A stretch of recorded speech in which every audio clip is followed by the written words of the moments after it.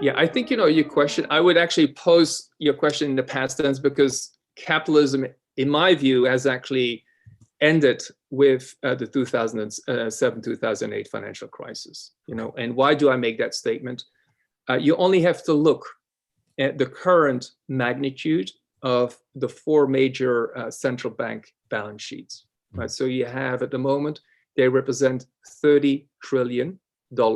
So which is about 30,000 billion of dollars of money mostly has been printed by these central banks, have been injected into the economy to stabilize in the case of 2007-2008 financial markets and avoid major systemic risk. And secondly, address the issues of the global health pandemic, right? So these are elements in order to mitigate the outcomes of those.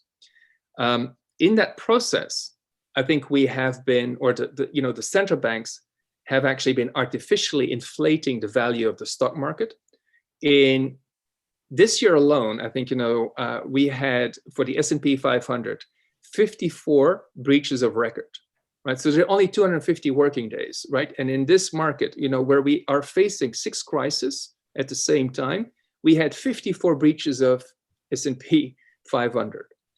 On the other side, we also have in the real estate market, again in the US, but also for other parts, on continental Europe, we have seen price momentum that's akin to what we have seen in the 2006 market. Again, bringing us back to the subprime mortgage collapse that ensued from that process.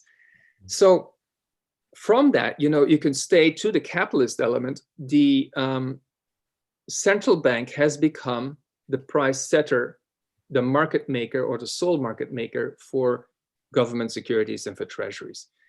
Even one could make that same statement, for large segments of the corporate bonds. So they are currently, so this is a government institution which are setting the price and of which all other prices are being derived, right? So that is a major element right now. This is again why I'm backing up that statement, why we don't have that capitalist system anymore, and why capitalism in its essential form and original form has actually does no longer exist.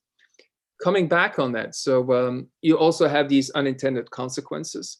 Right now we have a younger generation who can't access the real estate market. They have to wait the upcoming or the imminent wealth transfer of their parents for them to actually have access or avail access to that real estate market, right? It's not a healthy proposition to having to actually await the outcomes of the life outcomes of your parents for you to have access to a real estate market. On the other side, if you look for the elderly, the pensioners, a lot of their holdings, fixed income holders, barely contribute to or barely complement to their pension schemes or their pension income, because the yields are artificially low as a result of this quantitative easing. So this money printing by these 4 major central banks have actually collapsed yields and as such led to a detrimental level of income for the pensioners.